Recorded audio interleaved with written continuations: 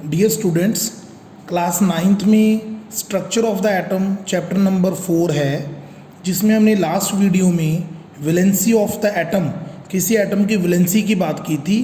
लेकिन इस टॉपिक में हम एटॉमिक नंबर की बात करेंगे कि किसी भी एटम का एटॉमिक नंबर क्या होता है। एटॉमिक नंबर की डेफिनेशन समझने के बाद इसको एक्सप्लेन करूंगा मैं।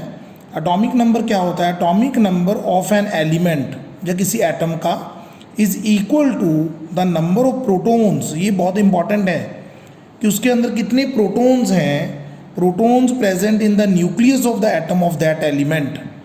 किसी भी एलिमेंट के एटम के न्यूक्लियस में कितने प्रोटॉन्स हैं वो उसका एटॉमिक नंबर होता है। जैसे मान लो बच्चों, मेरे पास हाइड्रोजन एटम की अगर मैं बात करूं, हाइड्रोजन, अब जो हाइड्रोजन एटम है इसमें एक प्रोटॉन होता है, 1 प्रोटॉन, तो इसका एटॉमिक नंबर भी कितना है? देखो अब मैं यहाँ पे एटॉमिक नंबर लिख रहा हूँ, तो इसका एटॉमिक नंबर भी 1 है। अगर हम बात करें हीलियम की, हीलियम के न्यूक्लियस में 2 प्रोटॉन्स होते हैं, तो हीलियम का एटॉमिक नंबर भी 2 है, प्रोटॉन्स। तो इट मीन्स मैं क्या बात कर रहा हूँ कि जितने प्रोटॉन्स होते हैं उतना ही एटॉमिक नंबर होता है।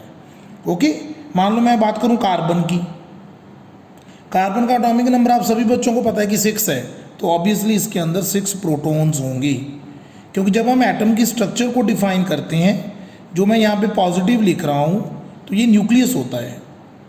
पॉजिटिव क्या होता है? न्यूक्लियस। अब मान लो ये पहला शेल है, ठीक है, ये दूसरा शेल है, लेकिन जो पॉजिटिव चार्ज होता है ये न्यूक्लियस होता है। अब न्यूक्लियस को पॉजिटिव चार्ज ही क्यों दिया जाता है? क्योंकि न्यूक्लियस में प्रोटॉन्स होते हैं और प्रोटॉन्स के ऊपर कौन सा चार्ज होता है? पॉजिटिव चार्ज होता है। इसलिए हम हमेशा न्यूक्लियस के अंदर प्लस का साइन डालते हैं। तो atomic number of an element is equal to number of protons. हमेशा हम नंबर ऑफ प्रोटॉन्स से ही एटॉमिक नंबर फाइंड करते हैं। अब एक चीज़ और जो आपने समझनी है कि atomic number is equal to number of protons in the nucleus, ये तो हमने पढ़ लिया, लेकिन आगे देखो क्या लिखा हुआ है। Number of electrons in the extra nuclear part in neutral atom, ये बहुत इंपॉर्टेंट है। एक्स्ट्रा न्यूक्लियर पार्ट का मतलब हो गया कि न्यूक्लियस को छोड़ के, न्यूक्लियस को अगर हम छोड़ दें, न्यूक्लियस के बाहर जितने भी इलेक्ट्रॉन्स पड़े हैं, मान लो मेरे पास 6 इलेक्ट्रॉन्स हैं टोटल, तो पहले शेल में मैंने 2 इलेक्ट्रॉन शो कर दिए, उससे बाहर वाले शेल में मैंने 4 इलेक्ट्रॉन्स शो कर दिए। लेकिन अब आप कहोगे सर ये तो कार्बन का एटम दिख रहा है हमें, तो कार्बन के एटम में अगर आप प्रोटॉन्स देखोगे वो भी 6 है, इलेक्ट्रॉन्स देखोगे वो भी 6 है, लेकिन फिर हम ऐसा क्यों नहीं कहते कि जितने इलेक्ट्रॉन्स होते हैं उतना एटॉमिक नंबर होता है? हम प्रोटॉन्स ही क्यों कहते हैं? अब देखो, पहली बात ये समझो कि जब कोई एटम न्यूट्रल होता है, न्यूट्रल का मतलब है कि उसके ऊपर ना तो कोई नेगेटिव चार्ज है और ना ही कोई पॉजिटिव चार्ज है। तो ऑब्वियसली कि जितने उसके अंदर प्रोटॉन्स होंगे, जितना उसके ऊपर पॉजिटिव चार्ज होगा उतने ही उसके अंदर इलेक्ट्रॉन्स होंगे, मीन्स उतना ही नेगेटिव चार्ज होगा। इसका मतलब फॉर न्यूट्रल एटम, अगर आपके पास कोई न्यूट्रल एटम है उसके अंदर नंबर ऑफ प्रोटॉन्स हमेशा इक्वल होंगे नंबर ऑफ इलेक्ट्रॉन्स के। इसका मतलब अगर आपके पास कोई न्यूट्रल एटम है, अगर आपके पास सोडियम है और अगर आपको कोई कह दे कि सोडियम के अंदर 11 इलेक्ट्रॉन्स है, अभी बताओ सोडियम का एटॉमिक नंबर कितना होगा? तो आप कह सकते हो कि सर सोडियम का एटॉमिक नंबर 11 ही होगा, इसका मतलब इसके अंदर 11 प्रोटॉन्स हैं। लेकिन अब जो चीज़ आपने समझनी है वो ये है कि अगर हम बात करें सोडियम पॉजिटिव, अब ये आयन हो गया बेटा, जब मैंने सोडियम पॉजिटिव की बात की तो ये आयन हो गया। अब ये न्यूट्रल नहीं है। अगर ये न्यूट्रल नहीं है लेकिन इसके अंदर अगर आप प्रोटॉन्स देखोगे तो प्रोटॉन्स तो इसके अंदर 11 ही होंगे, लेकिन इसमें इलेक्ट्रॉन्स अभी 10 हो गए, 10 हो गए। कहने का मतलब क्या हुआ कि कोई भी एटम इलेक्ट्रॉन्स को गेन भी कर सकता है और इलेक्ट्रॉन्स को छोड़ भी सकता है। तो इलेक्ट्रॉन जो हैं वो वेरी कर सकते हैं, वो इंक्रीज भी हो सकते हैं किसी एटम में, वो डिक्रीज भी हो सकते हैं। इसलिए हम इलेक्ट्रॉन्स को एटॉमिक नंबर नहीं मानते। लेकिन जो प्रोटॉन्स होते हैं वो न्यूक्लियस के अंदर पड़े होते हैं और कभी भी वो किसी केमिकल रिएक्शन में इन्वॉल्व नहीं होते, और चाहे कोई भी एटम किसी के साथ रिएक्ट कर रहा है तो उसके प्रोटॉन्स उतने ही रहते हैं जितने रिएक्ट करने से पहले होते हैं। सो आपने हमेशा ये चीज़ याद रखनी है कि atomic number is always equal to number of protons. हाँ, अगर वो न्यूट्रल एटम है, कोई चार्ज नहीं है, तो उसमें जितने इलेक्ट्रॉन्स हैं वो भी एटॉमिक नंबर आप कह सकते हो, क्योंकि number of protons and number of electrons are always equal in the neutral atom. तो आई थिंक आप सभी बच्चों को ये कंसेप्ट की क्लैरिटी होगी कि एटॉमिक नंबर क्या होता है। इसके बाद हम बात कर रहे हैं मास नंबर। एटॉमिक नंबर के बाद हम बात कर रहे हैं mass number. Mass number of an element is the sum of the number of protons and neutrons present in the atom of the element. अब आपके पास एक एटम है, ये इसका पहला शेल है, ये इसका दूसरा शेल है, ये इसका तीसरा शेल है। यहाँ पे प्रोटॉन्स भी पड़े हैं और यहाँ पे न्यूट्रॉन्स भी पड़े हैं, क्योंकि जो न्यूक्लियस होता है, ये न्यूक्लियस है जो बेटा न्यूक्लियस है, इसके अंदर दो चीज़ें होती हैं, एक प्रोटॉन होता है, प्रोटॉन्स एंड न्यूट्रॉन्स। लेकिन एक चीज़ आपने याद रखनी है, एक्सेप्ट सिर्फ हाइड्रोजन को छोड़ दो। सिर्फ हाइड्रोजन को अगर आप छोड़ देते हो, बाकी सभी एटम्स के न्यूक्लियस में प्रोटॉन्स एंड न्यूट्रॉन्स दोनों होते हैं। हाइड्रोजन में ओनली प्रोटॉन्स होते हैं, प्रोटॉन ओनली प्रोटॉन, वो भी कितने, वन, ओनली वन।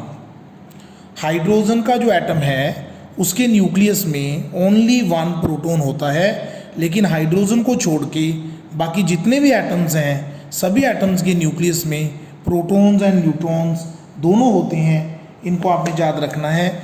और प्रोटॉन्स एंड न्यूट्रॉन्स का जो सम होता है, देखो, सम ऑफ प्रोटॉन्स, जितने प्रोटॉन्स हैं न्यूक्लियस में और जितने न्यूट्रॉन्स हैं, प्रोटॉन्स एंड न्यूट्रॉन्स का जो सम है वो हमारा क्या बन जाता है बच्चों, मास नंबर बन जाता है। इस चीज़ को आपने ध्यान में रखना है। और प्रोटॉन्स एंड न्यूट्रॉन को कलेक्टिवली क्या कहा जाता है, इनको कहा जाता है न्यूक्लियॉन्स। क्या कहा जाता है, न्यूक्लियॉन्स। ये चीज़ आपने याद रखनी है। कई बार आपसे पेपर में क्वेश्चन पूछ लिया जाता है कि न्यूक्लियॉन्स क्या होती हैं, तो आप कहोगे प्रोटॉन्स एंड न्यूट्रॉन्स को collectively, protons and neutrons are present in the nucleus and they collectively called mass number. इनको कलेक्टिवली हम क्या बोलते हैं, मास नंबर बोलते हैं। तो हम ऐसा भी लिख सकते हैं, mass number of an element. हम ऐसा भी लिख सकते हैं, अगर कोई आपसे डेफिनेशन पूछे, mass number of an element, कि किसी एलिमेंट का जो मास नंबर है is equal to, I think आपको पहले ही पता चल गया होगा मैं क्या लिख रहा हूँ, is equal to number of, किसका number, nucleons, number of nucleons present in atom. कितने न्यूक्लियॉन्स प्रेजेंट हैं किसी एटम के अंदर, उसको हम बोलते हैं मास नंबर। क्योंकि न्यूक्लियॉन्स का मतलब सम ऑफ प्रोटॉन्स एंड न्यूट्रॉन्स। ठीक है, आई थिंक आपको ये कंसेप्ट क्लियर हो गया होगा, मास नंबर का भी और एटॉमिक नंबर का भी। अब जो हमारा नेक्स्ट टॉपिक है, दैट्स वेरी इंपॉर्टेंट। कई बार आपसे पूछ लिया जाता है कि मास नंबर और एटॉमिक मास में क्या डिफरेंस है। देखो, एक तो है मास नंबर जो हमने अभी पढ़ा, एक हो गया एटॉमिक मास। अब दोनों में कोई डिफरेंस होता है, यस, थोड़ा सा इसमें डिफरेंस होता है, लेकिन जनरल कैलकुलेशन में के लिए हम उसको एक ही मान लेते हैं। मास नंबर जो होता है बेटा, that is always a whole number. एक चीज़ आपने ध्यान में रखनी है, जो मास नंबर होता है किसी एलिमेंट का, वो हमेशा एक होल नंबर होता है। लेकिन जो एटॉमिक मास है, ये फ्रैक्शन में भी हो सकता है, फ्रैक्शन। ठीक है, लेकिन लगभग ये दोनों इक्वल होती हैं। किसी भी एलिमेंट का जो मास नंबर होता है वो अप्रॉक्सीमेटली इक्वल होता है उसके एटॉमिक मास के। अब जैसे मान लो सोडियम है, सोडियम का अगर आप एटॉमिक मास देखोगे, दैट विल बी, क्योंकि वो होल नंबर है, वो 11 होगा। नो 11 नहीं होगा, वो नंबर ऑफ प्रोटॉन्स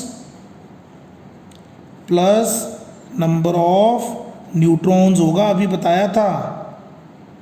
तो प्रोटॉन्स कितने होते हैं सोडियम में, सोडियम की अगर हम बात करें तो उसमें प्रोटॉन्स होते हैं 11, न्यूट्रॉन्स होते हैं 12, तो 23 आ गया उसका मास नंबर। और इसका जो एटॉमिक मास होता है वो भी 23 होता है। फिर ये तो दोनों इक्वल आ गए। ये वन केस है, एक केस है जिसमें एटॉमिक मास और मास नंबर दोनों इक्वल आ गए। अब हम मान लो बात कर लेते हैं मैग्नीशियम की। मैग्नीशियम का अगर आप मास नंबर देखो तो मैग्नीशियम का मास नंबर होता है 24, लेकिन अगर आप मैग्नीशियम का एटॉमिक मास देखो वो होता है 24.3। अब देखो कोई ज़्यादा डिफरेंस तो नहीं है, लगभग एक जितनी है, लेकिन जो मास नंबर है वो हमेशा होल नंबर होता है, क्योंकि वो प्रोटॉन्स एंड न्यूट्रॉन्स का सम होता है। प्रोटॉन्स एंड न्यूट्रॉन्स कभी फ्रैक्शन में नहीं हो सकते। प्रोटॉन्स एंड न्यूट्रॉन्स का नंबर जो होता है किसी एटम के अंदर वो होल नंबर होता है, तो मास नंबर भी होल नंबर बनेगा। लेकिन जो एटॉमिक मास है उसको, वो एक रिलेटिव मास होता है, उसको हम कार्बन 12 के साथ फाइंड करते हैं। कार्बन 12 को स्टैंडर्ड मान के रिलेटिव मास फाइंड करते हैं, तो वो थोड़ा बहुत कभी फ्रैक्शन में आ जाता है, लेकिन न्यूमेरिकल्स को सॉल्व करने के लिए जनरली हम एटॉमिक मास को मास नंबर के इक्वल मान लेते हैं। इतनी आपको नॉलेज होनी चाहिए। उसके बाद हम रिप्रेजेंटेशन करते हैं। मान लो आपने एटॉमिक नंबर और मास नंबर, जो हमने आज टॉपिक रीड किया, atomic number and mass number, इसको हम कैसे रिप्रेजेंट करते हैं किसी एटम के लिए। मान लो कोई एटम है, उसको मैं एक्स के साथ रिप्रेजेंट करता हूँ, ये सिंबल है किसी एटम का। आप यहाँ पे कोई भी एटम लिख सकते हो, सिंबल ऑफ एलिमेंट। मान लो आपने सोडियम लिखना है, आपने लिथियम लिखना है, आपने कार्बन लिखना है, ऑक्सीजन लिखना है, मैंने एक्स लिख दिया जर्नल, ठीक है। यहाँ पे मैंने लिख दिया जेड, यहाँ पे मैंने लिख दिया ए। अब जो जेड है वो एटॉमिक नंबर को रिप्रेजेंट करता है। जेड किसको रिप्रेजेंट करता है? एटॉमिक नंबर को। और ओ ए जो है वो किसको रिप्रेजेंट करता है? मास नंबर को। क्लियर हो गया सब बच्चों को? एटॉमिक नंबर हमेशा नीचे लिखते हैं, मास नंबर ऊपर लिखते हैं। Atomic number is represented by Z, mass number is represented by A, और ये सिंबल आ गया। जैसे हम एग्जांपल ले लेते हैं सोडियम की। अब ये सिंबल आ गया, सोडियम का एटॉमिक नंबर कितना है? 11, मास नंबर कितना है? 23। तो हम ऐसे लिखते हैं सोडियम को। जब सोडियम ऐसे लिखा आपको कहीं पे भी मिलेगा तो आप समझ जाना कि सोडियम का एटॉमिक नंबर 11 है और सोडियम का मास नंबर 23 है। जैसे मान लो मैं आपके सामने ऐसे लिख दूँ, फ्लोरीन 9, 19। अब आपको क्या पता चल गया कि फ्लोरीन का जो एटॉमिक नंबर है वो 9 है और फ्लोरीन का जो मास नंबर है वो 19 है।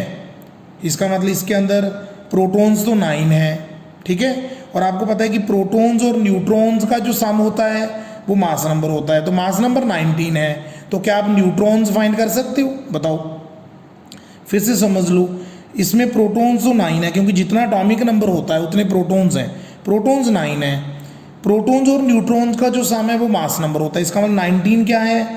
सम ऑफ प्रोटॉन्स एंड न्यूट्रॉन्स। लेकिन प्रोटॉन्स 9 है तो न्यूट्रॉन्स कितने रह गए? 10। तो 9 + 10 कितना होगा? 19। तो ये चीज़ भी आपको पता होनी चाहिए। तो आज हमने डिस्कस किया atomic number, mass number, difference between atomic number and difference between mass, atomic mass and mass number, और एक उसका representation of atomic number and mass number. Okay, thank you.